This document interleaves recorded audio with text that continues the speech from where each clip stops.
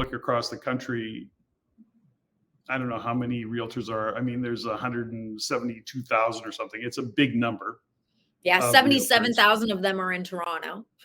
And yes, and we look at Toronto. But the actual number of, and many probably don't realize this, but of that 77,000 that are registered realtors in Toronto area, less than 2% of them actually make a living as a realtor. There may be some of them that do 1 or 2 deals a year, maybe as a, supplement their income. But from a make a living as a realtor, it's a very, very low percentage. Is that your numbers as well? Oh, thankfully not. I wouldn't have had a very strong business then for the last couple of years.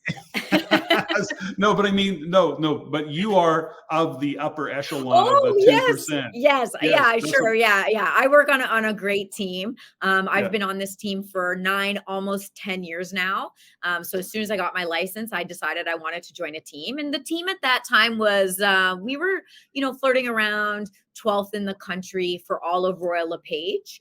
And Royal LePage being kind of Canada's number 1 franchise.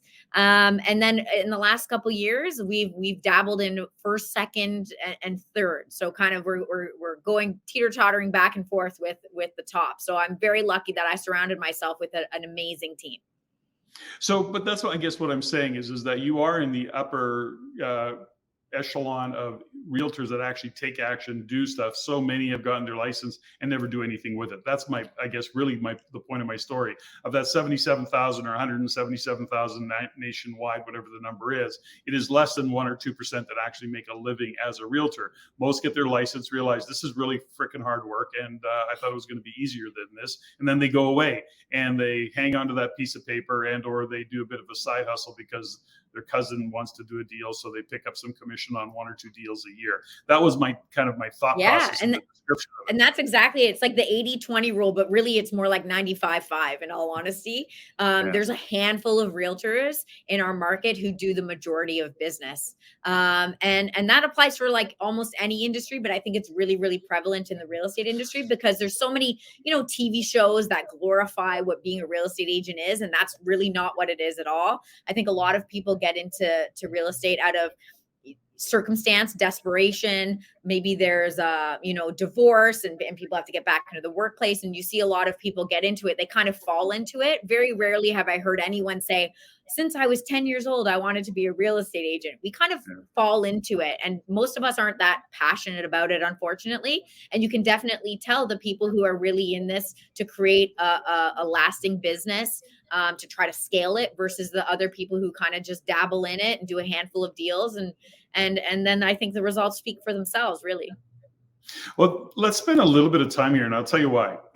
Because number one, a lot of listeners are investors. A lot of my listeners are investors and or entrepreneurs, business owners.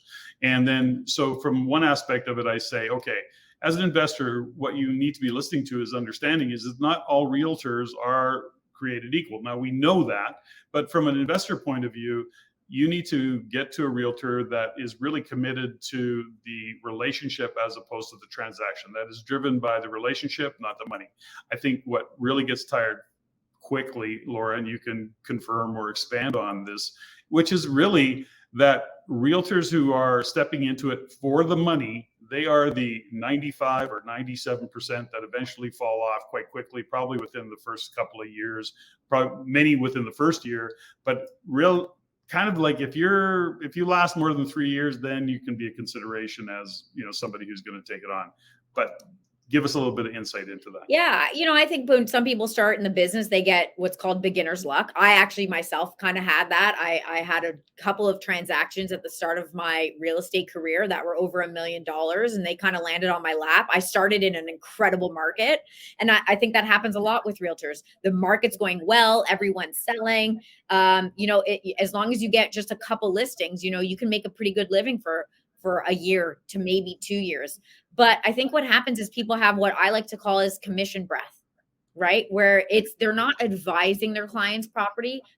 They're just trying to get the deal done. And unfortunately, what happens is you might get that deal done one time, but people start to start to feel like they're being sold, or when they look back, they say, you know, that advice wasn't necessarily great that I got from my realtor. And unfortunately, then they're not going to recommend you to their friends and their family. And when the beginner's luck dries out, or when you go through hard markets like what we've just been going through, all of a sudden the phone's not ringing. And you haven't set up the foundation for your business. You're not going outbound and you're not getting those referrals. And so unfortunately, we've seen a lot of agents drop out lately. And I'd be very interested to know the numbers in the next couple months when we get a new update on numbers, and how many realtors actually dropped off because they thought, you know, I don't want to pay the fees again. I don't want to go through the updating of my courses. I'm not doing enough business. And so we always kind of see this curve that goes up and down, where people fall through. And I think that's because they didn't focus on being a true advisor, a true partner with their clients.